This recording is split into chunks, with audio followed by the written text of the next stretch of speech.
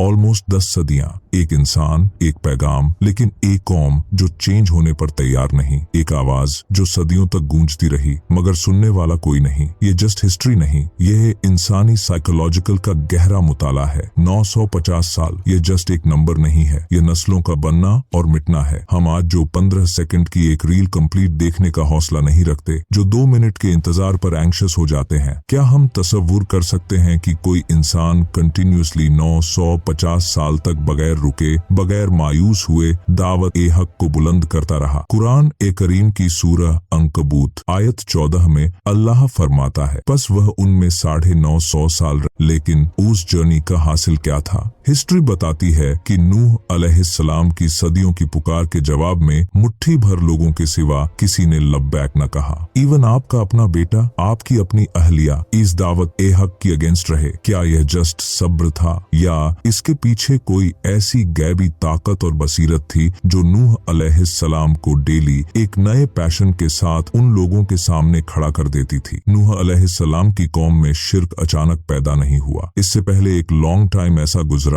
जिसे इस्लामी हिस्ट्री में तौहीद का दौर कहा जाता है। सही बुखारी की रिवायत, इन 10 सदियों में इंसानियत सिर्फ एक खुदा को मानती थी। जमीन पर कोई बुत था, न कोई मजार, न अल्लाह और बंदे के दरमियान कोई वासिता वसीला था। यह एक ऐसा दौर था जहां इंसान नेचुरली तौर पर अल्लाह को पहचानता था और उसी को मुश्किल कुशा और हाजत रवा समझता था। इबादत सिंपल थी और अकीदा प्योर। शिर्क की इब्तिदा किसी डिनायल से नहीं हुई बल्कि नेकी के लिबादे में हुई। कौम नूह में 5 ऐसे अफराद थे जो अपने वक्त के निहायत नेक, सालेह और बा असर लोग समझे जाते थे। कुरान करीम की सूरह नूह आयत 23 में इन 5 के नाम आज भी सेव हैं। ये लोग इबादत गुजार थे, इज्जत व एहतिराम की अलामत समझे जाते, इसीलिए लोगों को उनसे इमोशनल अटैचमेंट थी। 5 इंतकाल कर गए तो कौम सोग में डूब गई। शैतान ने यहाँ अपनी कामयाब तरीन स्ट्रैटेजी इस्तेमाल की। इसने लोगों के दिलों में वसवसा डाला। अगर तुम उन नेक लोगों की तस्वीरें और मुजस्मे अपनी मजलिसों में रख लो तो उन्हें देखकर तुम्हें अल्लाह की इबादत का शौक पैदा होगा। स्टार्टिंग में न इनकी इबादत की जाती और न ही उन्हें माबूद समझा जाता था। नियत साफ थी और अमल बज़ाहिर दुरुस्त लगता था, मगर यही वह स्टेप था जहां से गुमराही की जर्नी स्टार्ट हुई। वक्त गुजरने के साथ साथ इल्म कम होता गया और असल मकसद फरामोश होने लगा। जो तस्वीरें और मुजस्समे सिर्फ याद दहानी के लिए बनाई गई थीं, वह रफ्ता रफ्ता वसीला बनी और फिर माबूद बन गईं। यह लोग स्टार्टिंग में इन मुजस्समों की इबादत नहीं करते थे, बट जब नई नस्ल आई तो उन्होंने सोचा हमारे बाप दादा उन्हें पूजते थे, और इसी तरह शिर्क ग्रो हो चला गया। इंसान को जिन पर्सनालिटीज से इमोशनल अटैचमेंट होती है, उनकी बात को बगैर सवाल के एक्सेप्ट करने लगता है। साइकोलॉजिकल में इसे इमोशनल अथॉरिटी कहा जाता है, यानी दलील से ज्यादा पर्सनालिटीज असर अंदाजा होती है। कौम नूह भी यही माइंड सेट रखती थी कि यह बुजुर्ग हमें अल्लाह के करीब करते हैं, इसलिए उनकी रिस्पेक्ट जरूरी है। जब जमीन शिर्क की तारीकी में डूब गई और इंसान ने अपने ही जैसे इंसानों के सामने सर झुका दिया, तब आसमान से एक डिसीजन हुआ। हजरत नूह अलैहिस्सलाम, जिन्हें 40 साल की एज में नबूवत के मनसब पर फाइज किया गया, वह उलुल अज़म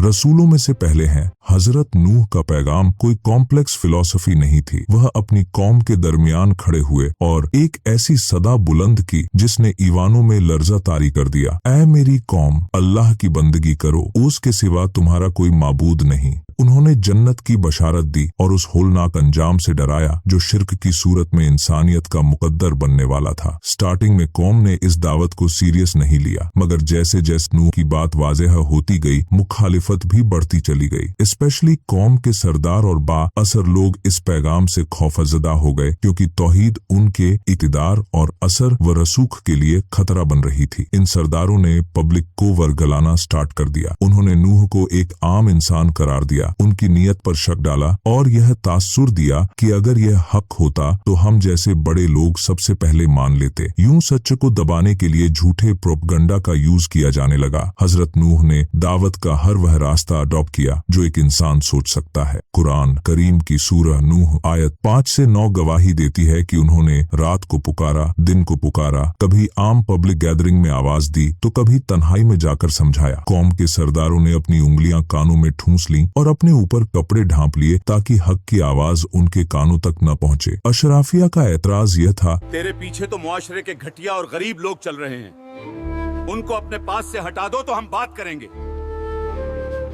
मगर उनके पास दलाइल नहीं थे, सिर्फ तंज था। तुम दीवाने हो, फरिश्ते क्यों नहीं उतरे? हमारे बाप दादा तो यह नहीं करते थे। 900 साल तक एक बाप अपने बेटे को पुकार रहा है, एक शौहर अपनी बीवी को समझा रहा है, मगर घर के अंदर भी दीवारें खड़ी हैं। नूह का दुख यह नहीं था कि लोग पत्थर मारते हैं, दुख यह था कि वह कंटिन्यूअसली तबाही की तरफ जा रहे हैं और वह उन्हें बचाना चाहते हैं। इसके बावजूद उन्होंने हिम्मत नहीं हारी, क्योंकि उनकी कामयाबी का मेयार लोगों की तादाद नहीं बल्कि अल्लाह के सामने वफादारी थी। तवील इंतजार के बाद जब न कौम की जिद बदली और न गुरूर, आसमान से खबर आई। अल्लाह ताला ने वह फरमाई, अब तुम्हारी कौम में से कोई ईमान नहीं लाएगा सिवाय उनके जो ला चुके। सूरह हूद आयत 36। और फिर सहारा के बीचों बीच पानी के किसी बज़ाहिर जखीरे के बगैर अल्लाह का अजीब हुक्म आया और एक कश्ती बनाओ। ये जस्ट लकड़ी के तख्ते नहीं थे, ये ईमान वालों के लिए जाए पनाह और मुनकिरिन के लिए मौत का पैगाम था। लोग हंसते थे, मजाक उड़ाते थे कि खुश्क जमीन पर कश्ती क्यों? उन्हें खबर ही न थी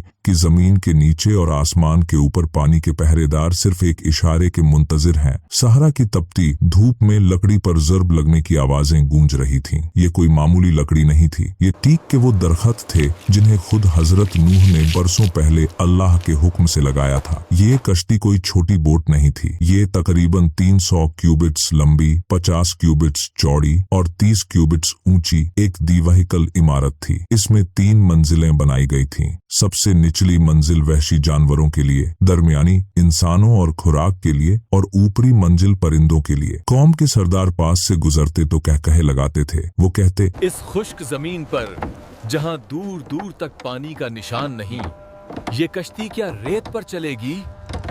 आज का मॉडर्न शिप बिल्डिंग का इल्म हमें बताता है कि इस साइज की कश्ती ही समंदर के सबसे खौफनाक तूफान में अपना तवाज़ुन बरकरार रख सकती है। ये सवाल पैदा होता है कि हजारों साल पहले एक शख्स को ये कैलकुलेशन किसने सिखाई, जिसका जवाब कुरान पाक की सूरह हूद आयत 37 में वाज़ेह है और हमारी आंखों के सामने और हमारी वही के मुताबिक कश्ती बनाओ। हजरत नूह और उनके चंद वफादार साथियों ने बरसों इसकी तामीर में लगाए थे। हजरत नूह अलैहिस्सलाम को हुक्म दिया गया था कि एक खास निशानी का इंतजार करो। वो निशानी किसी बादल या बिजली में नहीं थी, बल्कि एक ऐसी जगह थी जहां से आग निकलती है, जिसका जिक्र कुरान पाक की सूरह हूद आयत 40 में भी बयान किया गया है। ये इस बात की अलामत थी कि जमीन की तहों के नीचे प्रेशर अपनी हदों को छू रहा है और जमीन का वाटर टेबल किसी भी वक्त फटने को तैयार है। ये अल्लाह का वो खुफिया सिग्नल था जिसके बाद अब वापसी का कोई रास्ता न था। हुक्म ए इलाही गूंजा, अब देर न करो।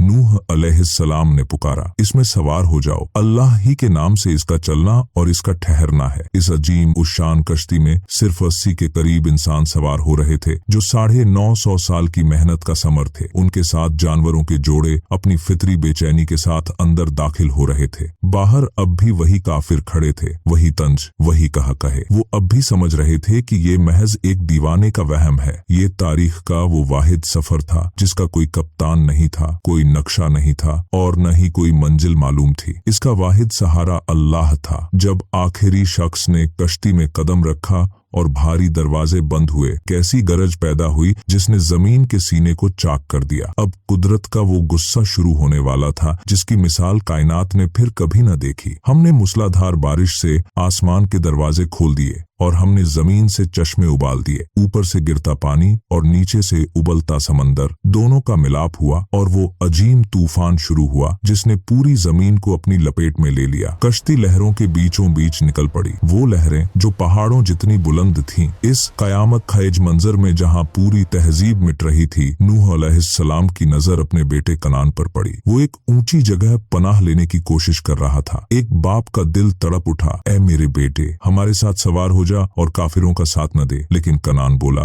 मैं अभी किसी बड़े पहाड़ पर चढ़ जाऊंगा जो मुझे पानी से बचा लेगा। उसका गुरूर उसे सच देखने नहीं दे रहा था। नूह अलैहिस्सलाम, आज अल्लाह के हुक्म से कोई बचाने वाला नहीं है। अभी बात मुकम्मल भी न हुई थी कि एक दीव हैकल मौज दोनों के दरमियान हाइल हुई और वो बेटा जो 950 साल की दुआओं का मरकज था, अपनी जजिद समेत हमेशा के लिए डूब गया। नूह अलैहिस्सलाम की बीवी भी उसी तूफान की नजर हो गई। वो काफिरों की हमदर्द थी। ये तारीख का वो मुकाम है जो हमें सबक देता है कि खून के रिश्ते ईमान के मुकाबले में कोई हैसियत नहीं रखते। एक पैगंबर की बीवी और बेटा होना भी उसे अल्लाह के गुस्से से न बचा सका। कयामत खेज लहरों के बाद अब कायनात में एक अजीब खामोशी छा गई थी। फिर अर्श इलाही से वो हुक्म जारी हुआ जिसने पूरी जमीन को पुकारा, ए जमीन अपना पानी निगल ले और ए आसमान अब थम जा। सूरह हूद आयत 44। पानी उतरा, जमीन साफ हुई और वो दीव हैकल कश्ती जिसने तारीख के सबसे बड़े तूफान का सीना चाक किया था, जूदी पहाड़ पर जा ठहरी। जदीद तहकीक और आसार खदीमा के मुताबिक माउंट जुडी तुर्की साउथ ईस्टर्न इलाके में वाक़या है। लेकिन कश्ती से उतरने से पहले